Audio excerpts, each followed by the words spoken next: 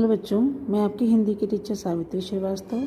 आज मैं आपको हिंदी ग्रामर के चैप्टर 9 क्रिया के अंतर्गत काल और वाच्य पढ़ाने जा रही हूँ। बच्चों, काल का अर्थ होता है समय, अर्थात क्रिया के जिस रूप से उसके होने के समय की सूचना मिले उसे काल कहते हैं। अर्थात जो भी क्रिया की गई है वो कब की गई है, समय बताया जाए तो उसे हम काल कहते हैं। काल के 3 भेद होते हैं, वर्तमान काल, भूतकाल और भविष्य काल। तो आइए हम इसका विस्तार से अध्ययन करते हैं। वर्तमान काल क्रिया के जिस रूप से क्रिया के अभी अभी या सामान्यतः होने का पता चलता है कि कार्य हो रहा है या कार्य अभी अभी खत्म हुआ है, तो उसे हम वर्तमान काल कहते हैं। जैसे मैं रोज़ 2 घंटे क्रिकेट खेलता हूँ, यानी क्रिया समानता होती ही रहती है। वो अभी अभी आया है, अभी अभी काम समाप्त हुआ है, तो उसको हम वर्तमान काल कहते हैं। वर्तमान काल के क्रिया के पद के अंत में हूँ, हैं, है, हो आते हैं। दूसरा है भूतकाल। क्रिया के जिस रूप से क्रिया के बीते हुए समय में, यानी पहले ही समाप्त हो जाने की सूचना मिले, बीते हुए समय जब कार्य हो जाता है तो उसे हम भूतकाल कहते हैं। जैसे राकेश आगरा गया था, मैं ये पुस्तक पढ़ चुका था। शाम को सुशीला गृह कार्य कर रही थी, पहले वो झांसी में पढ़ती थी। यानी कि भूतकाल की क्रिया के पद के अंत में था, थी, थे शब्द आते हैं।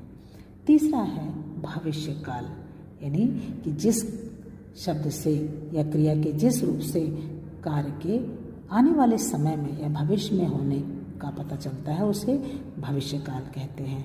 जैसे हम अगले सप्ताह आगरा जाएंगे, मैं वाद विवाद प्रतियोगिता में भाग लूँगा, तो इस काल के क्रियापद के अंत में गा, गी, गे आते हैं।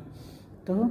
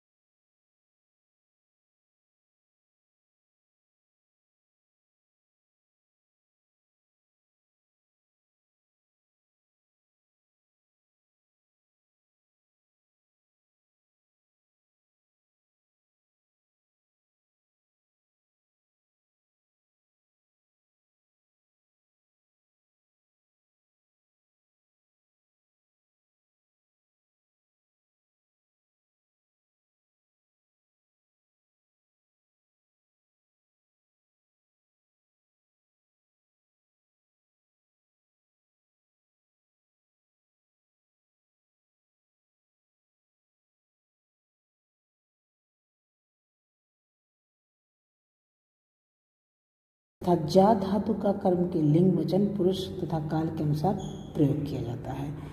जैसे उदाहरण आपको बताया गया था ना कि गीता के द्वारा खाना खाया जाता है, तो इसमें इस तरह के वाक्य बन जाते हैं। कर्म के साथ कोई परसर हो तो उसे हटा दिया जाता है। फिर आते हैं कर्तवाच का कर्मवाच्य में प्रयोग के उदाहरण कैसे हैं। जैसे राम गाना गाता है तो राम के द्वारा गाना गाया जाता है।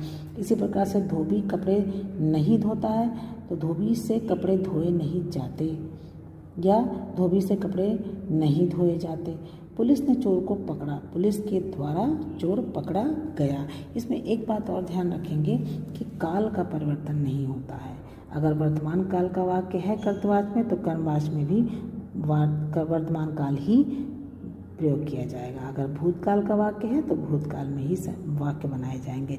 फिर कर्तवाच से भाववाच्य बनाना, इसमें कर्ता के साथ द्वारा या के द्वारा जोड़ा जाता है। क्रिया पुल्लिंग अनपुरुष एक वचन में रहती है तथा कर्मवाच की तरह क्रिया को सामान्य भूत अ या में अंत में बदला जाता है और जाना क्रिया का रूप जोड़ा जाता है। जैसे कर्तवाच का वाक्य है मैं चल नहीं सकता, तो भाववाचक का वाक्य बनेगा मुझसे चला नहीं जाता। फिर है कर्तवाच का गीता पढ़ नहीं सकती, तो गीता से पढ़ा नहीं जाता। तो आपने देखा कि क्रिया का प्रयोग वाक्य में कर्ता कर्म या भाव में से किसके अनुसार की गई है के आधार पर ही वाच्य का निर्धारण किया जाता है। और वाच्य 3 प्रकार के होते हैं, कर्तवाच, कर्मवाच और भाववाच।